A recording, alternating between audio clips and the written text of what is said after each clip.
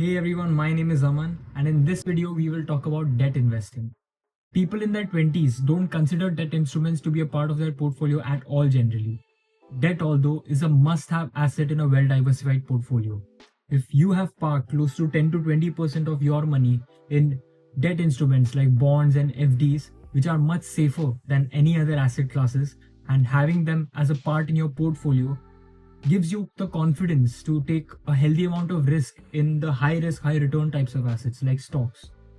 If all your money is in risky assets like equity and crypto, the volatility of your portfolio will make it very stressful. When assets like bond are in your portfolio, it helps you stand strong during the highs and lows of the market. If you are in the later stage of your life, bonds and other fixed income instruments are your best friends. Currently, we are standing at close to the highest interest rates in the past 5 years. The interest rates are projected to decline from this point onwards. So this is probably the best time to lock in your debt investments if you are considering having debt in your portfolio. So debt is essentially a loan. There is a difference between you being in debt and you investing in debt. Now, you being in debt means that you are borrowing from a bank or an NBFC or a friend or a relative. Investing in debt is when you are lending someone money and they are the ones who owe you. This someone could be government, it could be a person, it could be a bank, an NBFC, or even a non-finance company. How is this different from other assets like stocks, gold, and crypto? Debt instruments like FDs or bonds are contractually binding with a predetermined return. No one can promise you the exact return on other assets. This is why debt instruments are called fixed income instruments, as the returns are fixed. Does this mean debt is 100% safe? Well, it depends on the party issuing the debt. If it is a company with a low performance or a low credit score, then the risk of default exists. But if it is a big established bank like HDFC or Kotak, then the risk of default is negligible.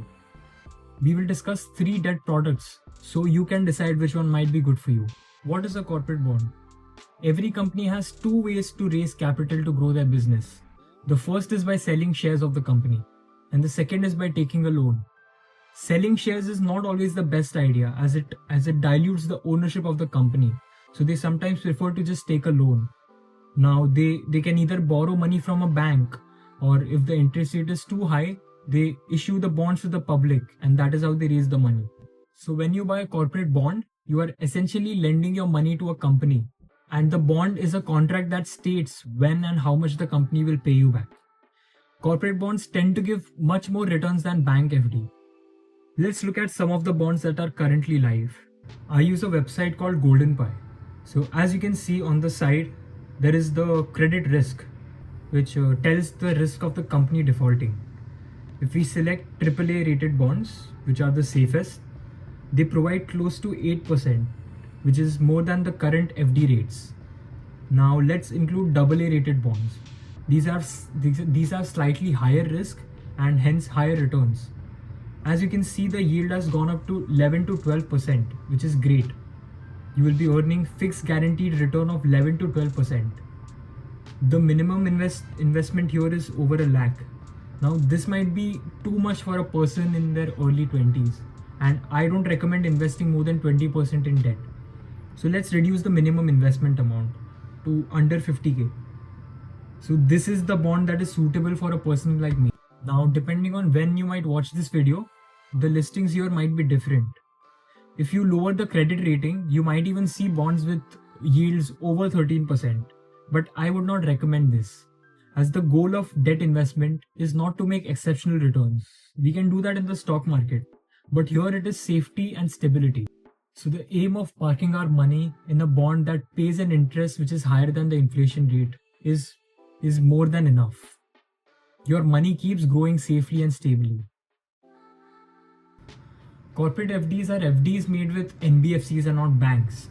NBFCs are non-banking financial companies, and these are financial companies without a banking license. Examples of these could be Bajaj Finance, Muthoot Finance, and examples of bank could be HDFC, SBI, Kotak. Corporate FDs tend to give 1 to 2% more than normal bank FDs. Corporate FDs can't be broken in the first 3 months. After that, if broken, they charge much lesser penalties than normal bank FDs. So except for the first 3 months, it is generally more liquid than a bank FD. Let's take a look at the corporate FDs available today. As you can see, it gives you close to 9% return. This is a senior citizen and women's special interest rate. Even without it, it gives close to 8.5%, which is more than bank FD.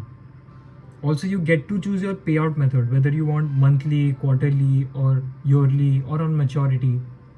If you want to go for a safer option, you also have Bajaj Finance. This is also giving you up to 8.45%. Both bonds and corporate FDs are good for long term. Both bonds and corporate FDs are good long-term safe assets to have in your portfolio, as they will keep the buying power of your money intact plus some returns. Now, a lot of people have a misconception of looking at bank FDs as an investment instrument. This is completely false.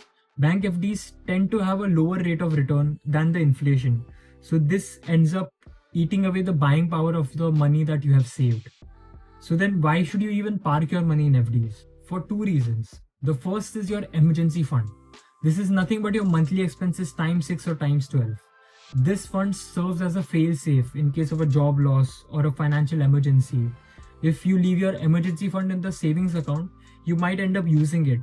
Or if not, then it will be eaten away by inflation much faster over the years. Instead, if you lock it in your bank FD, you can at least generate up to 7% interest as per the current interest rates. This is also extremely liquid. If you break your FD before maturity, you don't lose out on your principal. Also, if in case your bank defaults in an unfortunate scenario, then you are guaranteed to be at least paid back up to 5 lakh per bank account. Another reason why you could lock an FD is the opportunity fund. A smart investor is never 100% invested in the market.